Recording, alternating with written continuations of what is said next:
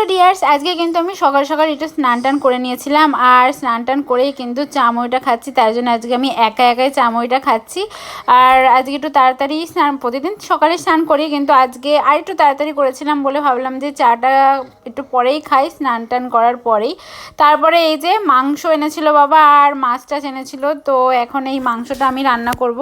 আর এর মধ্যে একটা বিশেষ জিনিস আছে, এই মাংস ধোয়া এই জলটা কিন্তু আমি রেখে দিচ্ছি। কেন রেখে দিচ্ছি আর এটা কিসে এত উপকার সেটা কিন্তু অবশ্যই তোমাদের জানাবো, তাই জন্য কিন্তু ভিডিওটা স্কিপ করবেন, একটু পরে আমি জানাচ্ছি। তারপরে কিন্তু মাংসটা এই ভালো করে ধুয়ে টুয়ে নেব, কারণ আজকে আমি রান্না করব। মা বললো যে মাংসটা তুমি রান্না করো আর বাদবাকি রান্নাগুলো মা করবে, তাই ভাবে আমি একটু অন্যরকমভাবে রান্নাটা করি। তো এখানে পেঁয়াজ কুচি আর ওই যে গোলমরিচ গুঁড়ো আর লবণ, হলুদ আর তেল, এইগুলো দিয়ে কিন্তু আমি একটু মাখিয়ে নিয়েছিলাম। হ্যাঁ, এখানে কোনো লঙ্কা টঙ্কা দিইনি, কোচানো পেঁয়াজ মেয়াজ আর একটু টমেটো কুচিটাও দিয়ে দিয়েছিলাম এর মধ্যে। তারপরে কিন্তু ভালোভাবে মাখিয়ে এই আধ ঘন্টার মতন একটু রেখে দিয়েছিলাম। আর তারপরে বাদবাকি মশলাপাতি যা যা লাগে তাই দিয়েই কিন্তু আমি মাংসটা করেছি। আর কীভাবে করেছি আর কেমন হয়েছে অল্প অল্প তোমাদের সাথে শেয়ার করব, সেই জন্যে কিন্তু এই ম্যারিনেট করাটা তোমাদের সাথে শেয়ার করলাম। আর এই যে জলটা নিয়ে এসেছি কেন সেটা তোমাদের বলছি, যে জলটা রেখে দিয়েছিলাম সেটা কিন্তু আমি এখন ছাদে নিয়ে চলে এসেছি। আর ছাদে এই জলটা দিচ্ছি কিন্তু গোলাপ গাছে, এই যে আষ্টে জল, মাছ মাংস ধোয়া জল না, গোলাপ গাছে দিলে নাকি গাছ আরও তাড়াতাড়ি হয়। এটা সত্যি বলতে কি আমার জানা ছিল না, কিন্তু যেদিন জানলাম একটু অবাকই হয়েছিলাম যে গোলাপ গাছে এরকম জিনিস দেয়। কিন্তু সত্যি নার্সারি থেকে আমাকে বলে দিয়েছিল, সেই জন্য কিন্তু আমি দিয়েছিলাম। আর সত্যি বলতে কি দেওয়ার পর এতটা উপকারী পেয়েছিলাম আমি, সেই জন্য কিন্তু গাছগুলো এত সুন্দরভাবে তরতর করে বেড়েছে আর অনেক কুড়ি হয়েছে এই জিনিসটা দেওয়ার জন্য। আর এদিকে আমি আর মা কিন্তু দুজনে রান্না বসিয়ে দিয়েছি।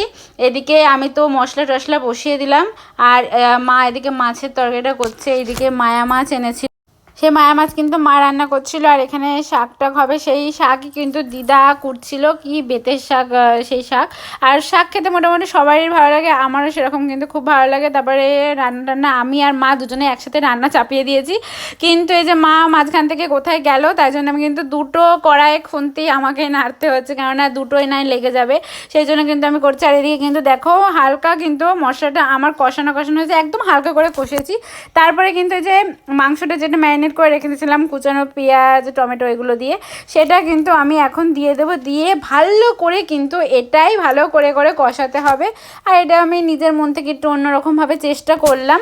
আর সত্যি বলতে কি মাংসটা সেদিনকে খুব ভালো হয়েছিল। আর তার মাঝখানে ধনেপাতা আর তার মধ্যে দিয়ে দিয়েছিলাম কিন্তু অল্প কটা পুদিনা পাতা, দিলে নাকি একটা ফ্লেভার আসে, তো সেই জন্য কিন্তু আমি দিয়েছিলাম। আর এখানে কিন্তু খুব ভালো করে আমি মাংসটা কষিয়ে নিচ্ছি।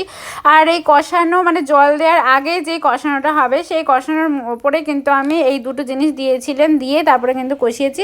আর মোটামুটি দেখো আমার কষানো কমপ্লিট, এই দেখতেই পাচ্ছ কতটা তেল আর এই যে মানে মশলাগুলো ভাজা ভাজা হয়ে গেছে। তারপরে কিন্তু আমি জল ঢেলে দিয়েছিলাম, আর দেখতে বেশ সুন্দর লাগছিল। আর এইদিকে মা করছিল টমেটো মাখা, জাস্ট দারুণ লাগে। আর এখানে মা বলছিল যে এই টমেটোগুলো নাকি মাখা ভালো লাগে, তাই কিন্তু মা এইদিকে মাখা শুরু করে দিয়েছিল।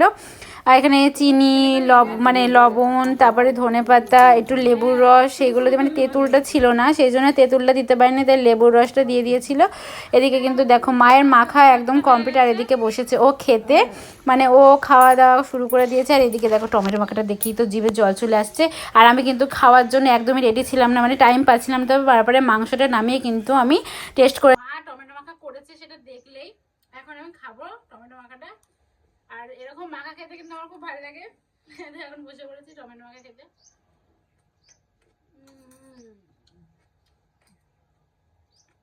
দারুণ দারুণ হয়েছে মাখাটা।